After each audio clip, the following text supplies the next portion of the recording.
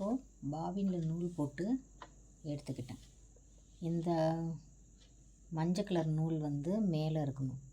எனக்கு மஞ்சள் கலர் வேணும்னு சொல்லிட்டு மேலே நான் வந்து எனக்கு வேண்டிய கலரை நான் எடுத்துக்கிட்டேன். கீழே இருக்க பாபின் நூலில் வந்து எந்த கலர் வேணாலும் இருக்கலாம். நம்ம என்ன கலர் இஷ்டப்படுறோமோ அந்த கலர் மட்டும் மேலே இருக்கிற மிஷின் மேலே இருக்கிற நூல் இங்கே வைப்போம் இல்லையா, அதில் போட்டுக்கணும். பாபினில் எந்த கலர் வேணாலும் இருக்கலாம், அதை பற்றி ஒன்றும் இல்லை. இது வந்து சில்க் காட்டன் துணி. இதை வந்து ஜாக்கிரதையாக நம்ம போடணும். ரொம்ப இதில் மேலே தையலை ரொம்ப போட்டோம்னா இது கிழியறதுக்கும் வாய்ப்பு இருக்குது. அதனால் ஜாக்கிரதையாக போடணும். இப்போ பாபினில் நான் நூல் போட்டு வெளியில் எடுத்துட்டேன். இதை எடுத்துருக்கேன் பாருங்கள். இது மேலே மஞ்சள் கலர் நூல் தெரியுதா உங்களுக்கு? இப்போ இந்த பக்கத்தில் இருக்க பாதி டிசைனை முடிச்சிடுறேன்.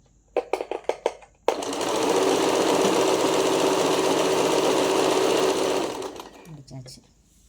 இப்போ இந்த சைடில் இருக்கிறத அப்படியே திருப்பி வச்சு ஃப்ரேமை மட்டும்தான் திருப்பணும். நம்ம மாற்றி வைக்கும்போது கரெக்டாக எந்த இடத்துல வைக்கணுமோ மார்க் பண்ணியிருக்கோமோ அந்த இடத்துல நீடில் இறக்கணும். நீடில் இறக்கிட்டு அதை செக் பண்ணி பார்த்துக்கணும். கரெக்டாக நம்ம வருமா அப்படின்னு சொல்லிட்டு செக் பண்ணி பார்த்தா தான் இந்த லைனுக்குள்ளாரையே நம்ம அடிக்க முடியும். இப்போ இந்த பாதியை முடிச்சிடலாம் வாங்க.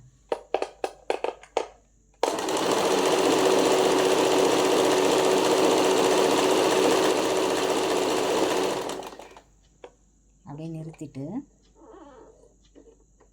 இந்த பூவில் மார்க் பண்ண இடத்துல கொண்டு போயிடணும்.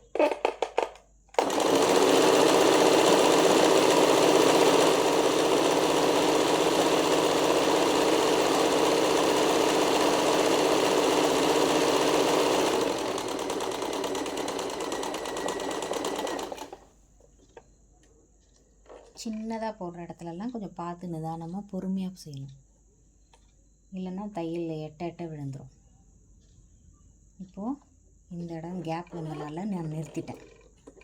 இப்போ இந்த லைனில் வச்சு கரெக்டாக நம்ம அடிக்கணும்.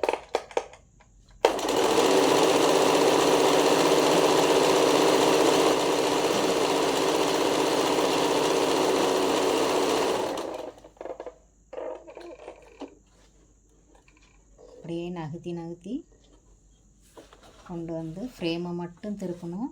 விரல் ரொம்ப கிட்டக்க போயிடக்கூடாது. விரலை பக்கத்துலேயே இப்படி வச்சு நகர்த்திட்டே வரணும். நம்ம விரலும் ஃப்ரேம் நகர்த்துறது தான் இதில் வேலையே. மீதி அந்த டிசைனு அந்த நம்ம வரைஞ்சது மேலேயே வச்சு கொண்டு வந்துடணும்.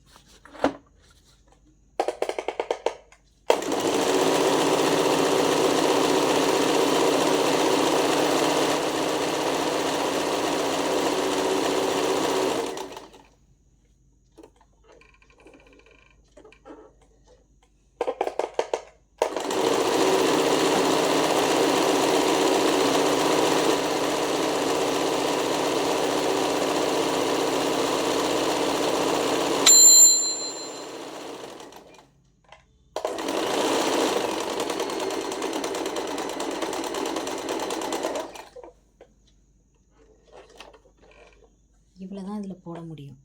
அதுக்கப்புறம் ஃப்ரேமை இடிக்க ஆரம்பிச்சிடும். அதனால் இந்த ஃப்ரேமை கொஞ்சம் நகர்த்தி போட்டு தான் தைக்கணும். வாங்க பார்க்கலாம். அடுத்தது நகர்த்தி போட்டு தைக்கிறத